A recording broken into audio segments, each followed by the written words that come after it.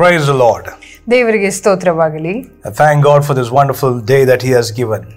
ಈ ಒಂದು ದಿನಕ್ಕಾಗಿ ದೇವರಿಗೆ ಸ್ತೋತ್ರ ಸಲ್ಲಿಸುತ್ತೇನೆ. So once again, I would like to share on the rod and the staff of the shepherd. ಮತ್ತೊಮ್ಮೆ ಆ ಕುರುಬನ ಕೈಯಲ್ಲಿರುವ ಒಂದು ದೊಣ್ಣೆ ಮತ್ತೆ ಕೋಲಿನ ಬಗ್ಗೆ ಧ್ಯಾನ ಮಾಡಲಿಕ್ಕೆ ಇಷ್ಟಪಡುತ್ತೇನೆ. So as we heard that staff, it will provide, guide and draw us near to Christ. ಕಳೆದ ಬಾರಿ ನಾವು ಕೇಳಿಸಿಕೊಂಡಾಗೆ ಆ ಕೋಲು ನಮಗೆ ಒಂದು ದಾರಿಯನ್ನು ತೋರಿಸುತ್ತದೆ ಮತ್ತೆ ನಮಗೆ ಬೇಕಾಗಿರೋದನ್ನು ಒದಗಿಸುತ್ತದೆ ಮತ್ತೆ ನಮ್ಮನ್ನು ಸಂರಕ್ಷಿಸುತ್ತದೆ. The shepherd used the rod for the enemy. ಆ ಒಂದು ಕುರುಬನು ಆ ಒಂದು ದೊಣ್ಣೆಯನ್ನು ಆ ಒಂದು ಶತ್ರುಗೆ ಉಪಯೋಗಿಸುತ್ತಾನೆ ಎಂಬುದಾಗಿ. I would like to share about the rod in little more deeper. ಇನ್ನು ಆಳವಾಗಿ ಆ ದಂಡಿನ ಬಗ್ಗೆ ಅಥವಾ ದೊಣ್ಣೆಯ ಬಗ್ಗೆ ಹೇಳಲಿಕ್ಕೆ ಇಷ್ಟಪಡುತ್ತೇನೆ. So we see in the book of Exodus. ನಾವು ವಿಮೋಚನಾ ಕಾಂಡದಲ್ಲಿ ನಾವು ನೋಡಬೇಕಾದ್ರೆ. So we all know that where God wanted to deliver Israelites from Egypt and take them to the promised land. ನಮ್ಮೆಲ್ಲರಿಗೂ ಗೊತ್ತು ದೇವರಿಗೆ ಆ ಇಸ್ರಾಯೇಲ್ ಜನಾಂಗವನ್ನು ಐಗುಪ್ತ ದೇಶದಿಂದ ಕರೆತಂದು ಆ ವಾಗ್ದಾನ ದೇಶಕ್ಕೆ ಸೇರಿಸಿದನು ಎಂಬುದಾಗಿ. And for this great mission of God, God chose Moses.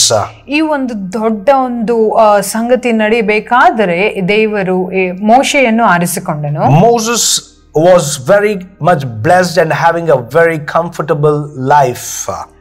ಮೋಶೆಯು ಅತಿಯಾಗಿ ಆಶೀರ್ವದಿಸಲ್ಪಟ್ಟವನಾಗಿದ್ದನು ಮತ್ತು ಆತನು ಜೀವಿತ ಒಂದು ಆರಾಮಾಗಿ ನಡೆದುಕೊಂಡು ಹೋಗುತ್ತಾನೆ. And all of a sudden one day he saw a bush which is on fire but it was not burning.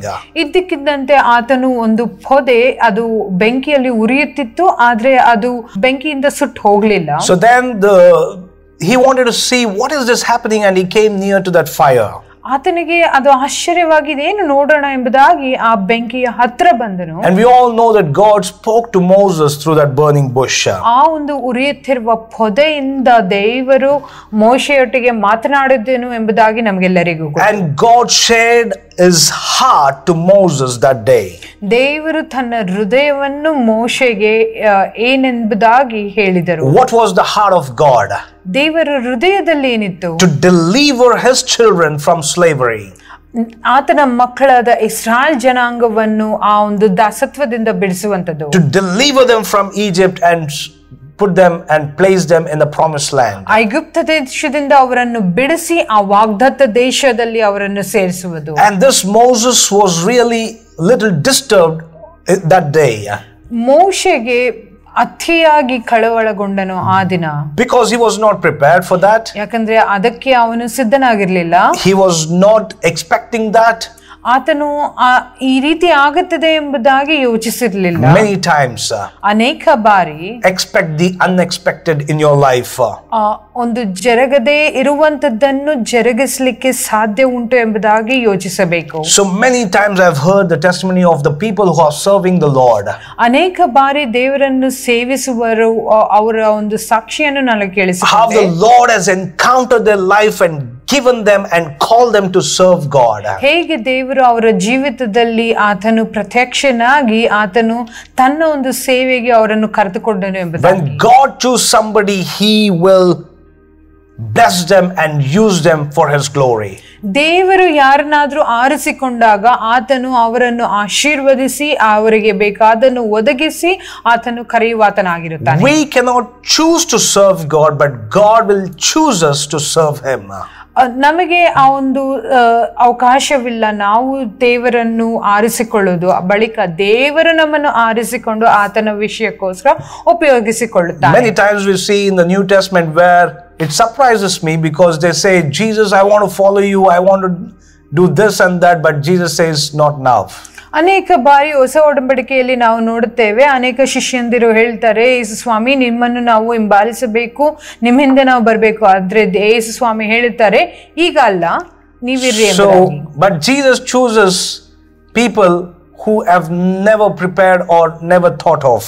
ಆದರೆ ಯೇಸು ಕ್ರಿಸ್ತನು ಆರಿಸಿಕೊಳ್ಳುವುದು ಯಾರು ಅವರು ರೆಡಿಯಾಗಿಲ್ಲವೋ, ಅವರು ಸಿದ್ಧತೆಯಲ್ಲಿ ಅವರಿಲ್ಲವೋ ಅಂತವರನ್ನು ಆರಿಸಿಕೊಳ್ಳುವ. Maybe those who are listening to this message, ಅನೇಕರು ಈ ವಾಕ್ಯವನ್ನು ಕೇಳುವವರಿರಬಹುದು. Maybe the Holy Spirit wants to encounter and speak to you the heart of God in the days to come.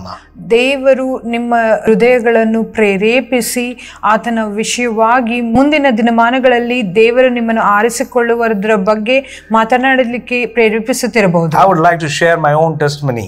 ನನ್ನ ಒಂದು ಸ್ವಜೀವನದ ಒಂದು ಸಾಕ್ಷಿಯನ್ನು ನಾನು ನಿಮಗೆ ಹೇಳಲಿಕ್ಕೆ ಇಷ್ಟಪಡ್ತೇನೆ. When I was in schooling, ನಾನು ಶಾಲೆಯಲ್ಲಿ ಓದಬೇಕಾದ್ರೆ so there was a pastor who came to my house.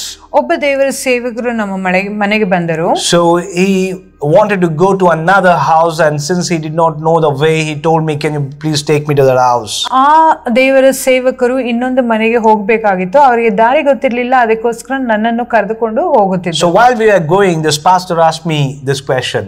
ನಾವು ದಾರಿಯಲ್ಲಿ ಹೋಗಬೇಕಾದ್ರೆ ಆ ಒಂದು ದೇವರ ಸೇವಕರು ನನಗೆ ಒಂದು ಪ್ರಶ್ನೆಯನ್ನು Many years back. ಅನೇಕ ವರ್ಷಗಳ ಹಿಂದೆ. So this pastor told me, ಈ ದೇವರ ಸೇವಕರು ಹೇಳಿದರು, 3 people have more prominent in this world. 3 ಪ್ರತ್ಯೇಕವಾದ ಜನರು ಈ ಲೋಕದಲ್ಲುಂಟು. So where people go in search of them. ಜನರು ಅವರನ್ನು ಹುಡುಕಿಕೊಂಡು ಹೋಗುವುದು. So what you want to become? So ನಿನಗೆ ಏನಾಗಬೇಕಂತ ಇದೆ ಎಂಬುದು. Who are these 3? ಈ 3 ಜನ ಯಾರು? One is a doctor. ಒಂದು ವೈದ್ಯಕೀಯ. One is an actor. ಇನ್ನೊಬ್ರು ನಟಿಸುವರು. And one is the pastor. ಇನ್ನೊಬ್ರು ದೇವರ ವಾಕ್ಯವನ್ನು ಹೇಳುವರು, ದೇವರ ಬೋಧಕರು. So where people follow them or people go to them. ಅನೇಕ ಜನರು ಅವರನ್ನು ಹಿಂಬಾಲಿಸುತ್ತಾರೆ, ಅವರ ಸಮೀಪ ಹೋಗುತ್ತಾರೆ. And I very much remember telling this pastor. ನನಗೆ ತುಂಬಾ ಚೆನ್ನಾಗಿ ಜ್ಞಾಪಕ ಇದೆ ಈ ಒಂದು ದೇವರ ಸೇವಕರಿಗೆ ನಾನು ಹೇಳಿದ್ದು. So I told him, I am not very good in science, so that I cannot become a doctor. ನಾನು ಈ ಒಂದು ಸೈನ್ಸ್ ಸಬ್ಜೆಕ್ಟ್ ಅಲ್ಲಿ ನಾನು ಅಷ್ಟು ಒಳ್ಳೆಯವನಲ್ಲ, ಅದಕ್ಕೆ ನಾನು ವೈದ್ಯಕೀಯ ಆಗ್ಲಿಕ್ಕೆ ಸಾಧ್ಯ ಇಲ್ಲ ಎಂಬುದಾಗಿ. So I also told him that I am not looking so great that I can become an actor. ನಾನು ನೋಡ್ಲಿಕ್ಕೆ ಅಷ್ಟು ಚಂದ ಇಲ್ಲ, ನಾನೊಂದು ನಟನಾಗುವುದಕ್ಕೆ ಎಂಬುದಾಗಿ. So I told him, like, I don't want to become a pastor. ಖಂಡಿತವಾಗ್ಲೂ ನಾನು ದೇವರ ಸೇವಕನಂತೂ ಆಗ್ಲಿಕ್ಕೆ ಇಷ್ಟನೇ ಇಲ್ಲ ಎಂಬುದಾಗಿ. Because those days I was not in prayers, I had not tasted the Lord. ಆ ದಿನಮಾನಗಳಲ್ಲಿ ನಾನು ಪ್ರಾರ್ಥನೆಯಲ್ಲಿ ಇರಲಿಲ್ಲ, ದೇವರನ್ನು ರುಚಿಸಿರ್ಲಿಲ್ಲ. So I told him this 3 option is ruled out from my life.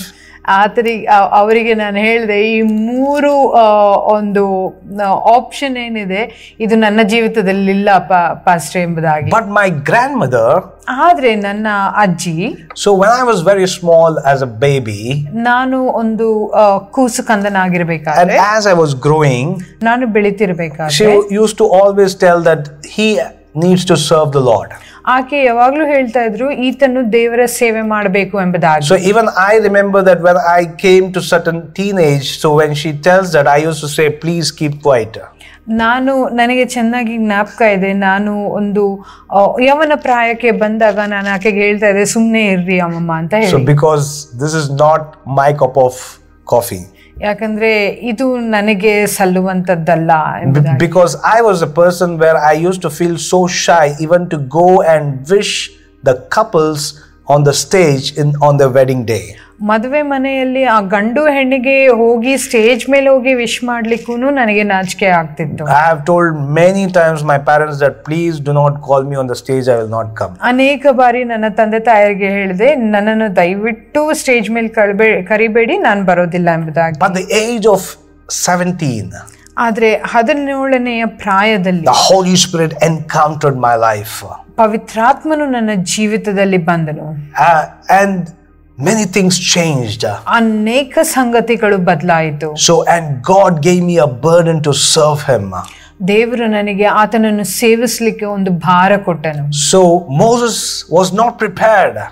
ಮೋಶೆ ಸಿದ್ಧನಾಗಿರಲಿಲ್ಲ. But God chose Moses to do the task what was there in the heart of God. ಆದರೆ ದೇವರು ಮೋಶೆಯನ್ನು ಕರೆದನು, ಆತನ ಹೃದಯದಲ್ಲಿ ಏನಿರುವುದೋ ಆ ಒಂದು ಸಂಗತಿ ನೆರವೇರಿಸುವುದಕ್ಕೆ. That time Moses was just a shepherd. ಆ ಸಮಯದಲ್ಲಿ ಮೋಶೆ ಒಂದು ಕುರುಬನಾಗಿದ್ದನು. Last message we heard how the shepherd had the rod and staff. ಕಳೆದ ಸಂಚಿಕೆಯಲ್ಲಿ ನಾವು ನೋಡಿದೆವು ಹೇಗೆ ಒಂದು ಕುರುಬನ ಕೈಯಲ್ಲಿ ದೊಣ್ಣೆ ಕೋಲು ಇರುತ್ತೆ. The same way this shepherd called Moses had nothing, only the staff, the rod in his hand. ಅದೇ ರೀತಿಯಲ್ಲಿ ಈ ಕುರುಬನಾದಂತ ಮೋಶೆಯ ಕೈಯಲ್ಲಿ ಬರೀ ದೊಣ್ಣೆ ಮತ್ತೆ ಕೋಲಿತ್ತು, ಬೇರೆ ಏನೂ ಇಲ್ಲ. And God asks, what is there in your hand? ದೇವರು ಆತನನ್ನು ಕೇಳಿದರು, ನಿನ್ನ ಕೈಯಲ್ಲಿ ಏನಿದೆ ಎಂಬುದು. And he just says that I have the rod in my hand. ಮೋಶೆ ಹೇಳಿದನು, ನನ್ನ ಕೈಯಲ್ಲಿ ಒಂದು ಕೋಲಿದೆ ಎಂಬುದಾಗಿ. And God says, put it down. ಅದನ್ನು ಕೆಳಗೆ ಹಾಕೆಂಬುದಾಗಿ ದೇವರು ಹೇಳಿದರು. And it turned to be a snake. ಮೋಶೆ ಅದನ್ನು ಕೆಳಗೆ ಹಾಕಿದ ಕೂಡಲೇ ಅದು ಹಾವಾಯಿತು. Again God says, pick it up from the tail. ಪುನಃ ದೇವರು ಹೇಳಿದರು, ಅದನ್ನು ಬಾಲದಿಂದ ನೀನು ಮತ್ತೆ ಎತ್ತಿಕೋ ಎಂಬುದಾಗಿ. Go to the Pharaoh and then speak out that God wants to deliver his children. ಅದು ಮತ್ತೆ ಕೋಲಾಗಿ ಮಾರ್ಪಡಿತು. ಆಗ ದೇವರು ಹೇಳಿದರು, ಫರೋಹನ ಹತ್ರ ಹೋಗ್ಬಿಟ್ಟು ಆ ಇಸ್ರಾಯೇಲ್ ಜನರನ್ನು ಬಿಡಿಸಬೇಕೆಂಬುದಾಗಿ ನೀನು ಹೋಗಿ ಹೇಳು ಎಂಬುದಾಗಿ. Moses told God that I am not the right one. ಮೋಶೆ ದೇವರಿಗೆ ಹೇಳಿದನು, ನಾನು ಸರಿಯಾದವನಲ್ಲ ಎಂಬುದಾಗಿ. And Moses gave all the excuses that he can to tell God, no, your choice is wrong. ಮೋಶೆ ಏನೇನು ಮಾತು ಹೇಳಬೇಕೋ, ದೇವರನ್ನು ಹೇಗೆ ಕನ್ವಿನ್ಸ್ ಮಾಡಬೇಕೋ ಆ ತರ ಮಾಡಿದ್ನು. ದೇವರೇ, ನಾನ್ ಸರಿಯಾದವನಲ್ಲ ಎಂಬುದಾಗಿ. Yes, what is impossible for us is possible for God. ಹೌದು, ನಮ್ಮಿಂದ ಸಾಧ್ಯವಾಗದೇ ಇರುವುದು ಅದು ದೇವರಿಂದ ಖಂಡಿತ ಸಾಧ್ಯ. Many times God give us the task which is beyond our imagination. ಅನೇಕ ಬಾರಿ ದೇವರು ನಮಗೆ ಕೊಡುವಂತ ಒಂದು ಕಾರ್ಯ ನಮ್ಮ ಒಂದು ಆಲೋಚನೆಗೆ ಮೀರಿದಂತದ್ದು. Our mind cannot comprehend the plan of God. ನಮ್ಮ ತಲೆಯಲ್ಲಿ ನಾವು ಅದನ್ನು ಆಲೋಚಿಸಲಿಕ್ಕೆ ಆಗೋದಿಲ್ಲ, ದೇವರು ಏನು ಕಾರ್ಯ ಮಾಡ್ಲಿಕ್ಕಿದ್ದಾನೆ ಎಂಬುದಾಗಿ. So God will not select us based on our ability, but God will choose us based on his ability. ನಮ್ಮ ಶಕ್ತಿ ಸಾಮರ್ಥ್ಯದ ಮೇಲೆ ದೇವರು ನಮ್ಮನ್ನು ಕರೆಯುವಾತನಲ್ಲ, ಬಳಿಕ ಆತನ ಶಕ್ತಿ ಸಾಮರ್ಥ್ಯದ ಮೇಲೆ ನಮ್ಮನ್ನು ಕರೆಯುವಾತ. There is somebody who is watching. God wants to say that God has a greater plan for your life. ಇಲ್ಲಿ ಒಬ್ಬರು ನಮ್ಮನ್ನು ನೋಡುತ್ತಿರಬಹುದು, ಅವರಿಗೆ ದೇವರು ಹೇಳಲಿಕ್ಕೆ ಇಷ್ಟಪಡುತ್ತಿದ್ದಾರೆ, ನಿಮ್ಮ ಜೀವಿತದಲ್ಲಿ ದೇವರ ಕಾರ್ಯ ಅತಿ ದೊಡ್ಡವಾಗಿದೆ. Yes, this message is for you. ಹೌದು, ಈ ಒಂದು ವಾಕ್ಯ ನಿಮಗೋಸ್ಕರ. God has a greater plan. ದೇವರಿಗೆ ಒಂದು ದೊಡ್ಡ ಉದ್ದೇಶ ನಿಮ್ಮ ಜೀವಿತದಲ್ಲಿ. Your mind is saying, oh no, I cannot. ನಿಮ್ಮ ಆಲೋಚನೆ ಹೇಳುತ್ತಿದೆ, ಅಯ್ಯೋ ಇದು ನನ್ನ ಕೈಯಲ್ಲಿ ಆಗಲ್ಲ ಎಂಬುದಾಗಿ. But God says you can. ಆದ್ರೆ ದೇವರು ಹೇಳುತ್ತಾ ಇದ್ದಾನೆ, ನಿಮ್ಮ ಕೈಯಲ್ಲಿ ಇದು ಸಾಧ್ಯ ಎಂಬುದಾಗಿ. And God sent Moses with a rod. ದೇವರು ಮೋಶೆಯನ್ನು ಒಂದು ದಂಡನ್ನು ಹಿಡಿದುಕೊಂಡು ಹೋಗ್ಲಿಕ್ಕೆ ಕಳಿಸಿದನು. So we see that Moses did not go with an army. ನಾವು ನೋಡುತ್ತೇವೆ, ಮೋಶೆ ಒಂದು ತನ್ನ ಸಂಗಡ ಒಂದು ಸೈನ್ಯ ಕಟ್ಕೊಂಡು ಹೋಗ್ಲಿಲ್ಲ. So he did not go with weapons. ಆತನು ಆಯುಧಗಳನ್ನು ಎತ್ಕೊಂಡು ಹೋಗ್ಲಿಲ್ಲ, but just a rod. ಬಳಿಕ ಒಂದು ದೊಣ್ಣೆ ಅಥವಾ ಒಂದು ದಂಡನ್ನು ಎತ್ಕೊಂಡು ಹೋದನು.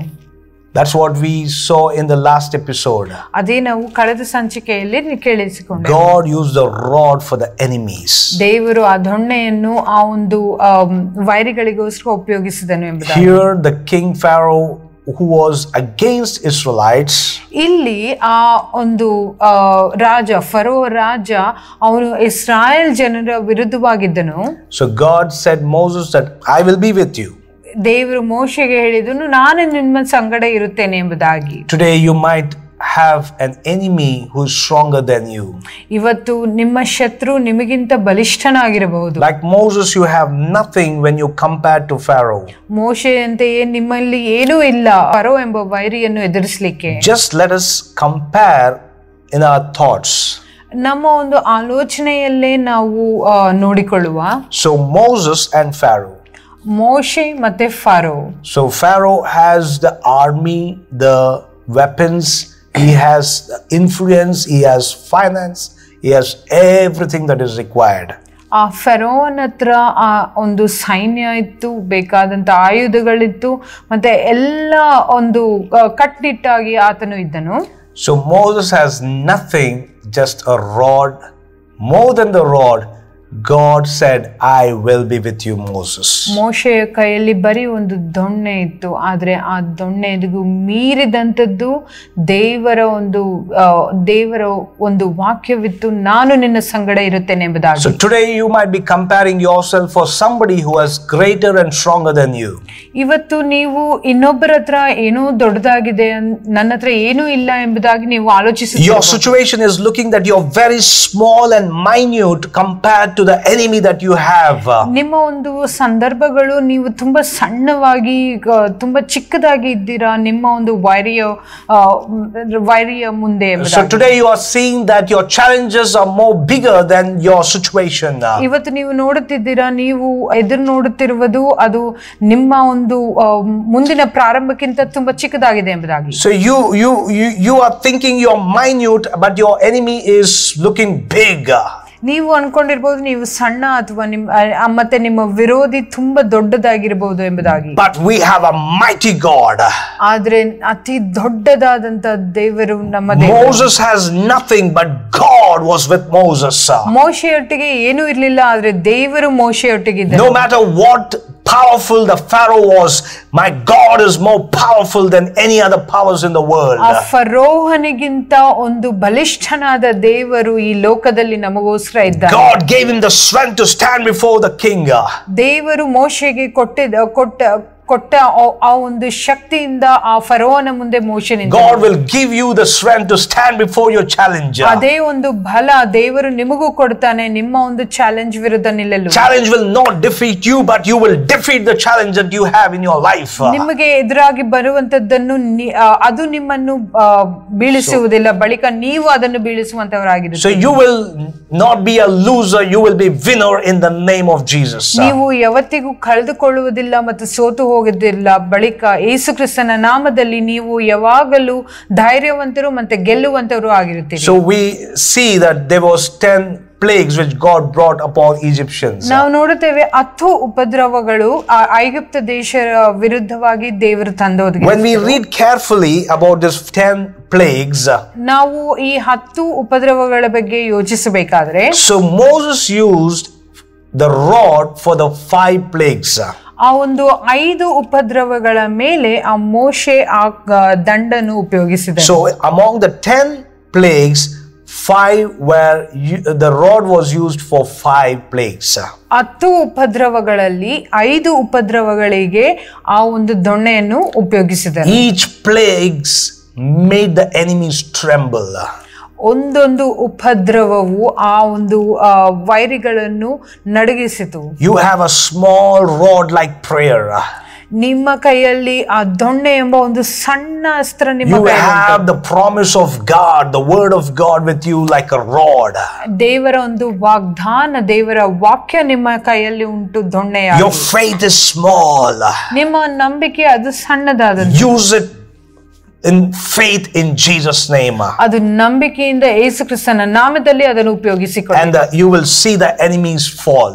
ನಿಮ್ಮ ವೈರಿಗಳು ಬೀಳುವುದನ್ನು ನೀವು ಕಾಣುತ್ತೀರಿ. Hallelujah. Hallelujah. Hallelujah. Hallelujah. And Pharaoh, even though he had everything, but he failed. Finally, he surrendered to Moses, saying, "Take your people." ಫರೋಹನ ಹತ್ರ ಏನೇ ಇದ್ರೂ ಆತನು ಕೊನೆಯದಾಗಿ ಆತನು ಸೋತು ಹೋಗಿ ಮೋಶೆಯ ಬಳಿಗೆ ನಿಂತು ಕರೆದುಕೊಂಡು ಹೊರಟೋಗು ನಿನ್ನ ಜನರನ್ನು ಎಂಬುದಾಗಿ. What does it mean for you and me?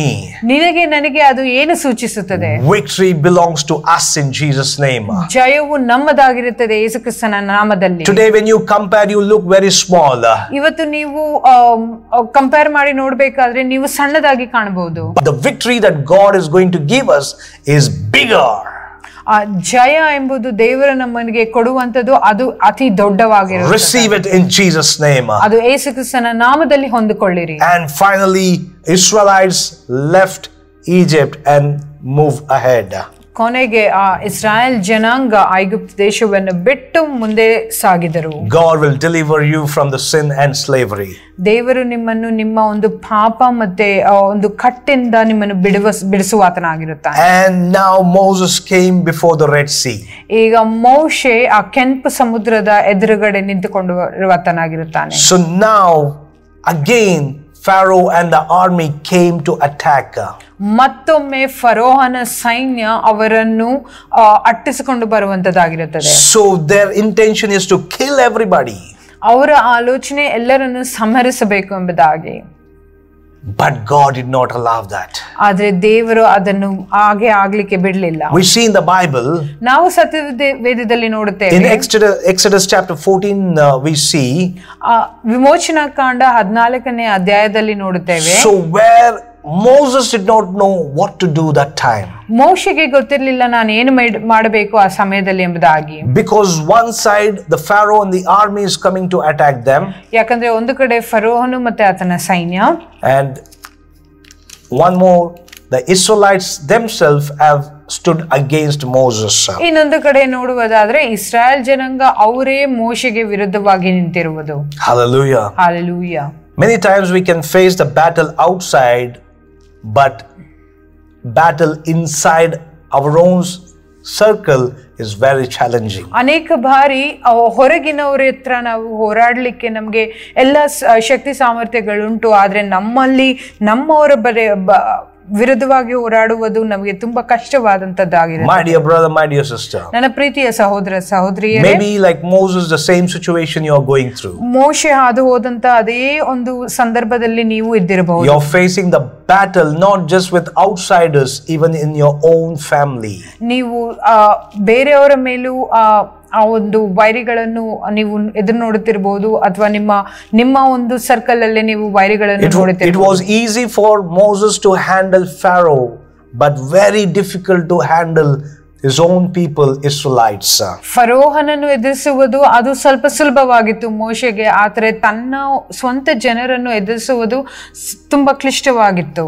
So the same way you might be facing challenge to handle your own personal issues and challenges with your near and dear ones. ಇದೇ ರೀತಿಯಲ್ಲಿ ನೀವು ಪ್ರೀತಿಸುವವರೊಟ್ಟಿಗೆ, ನಿಮ್ಮ ಸುತ್ತಮುತ್ತಲು ಇರುವವರೊಟ್ಟಿಗೆ ನೀವು ಈ ಒಂದು ಸಂದರ್ಭಗಳನ್ನು ಹಾದು ಹೋಗುತ್ತಿರಬಹುದು.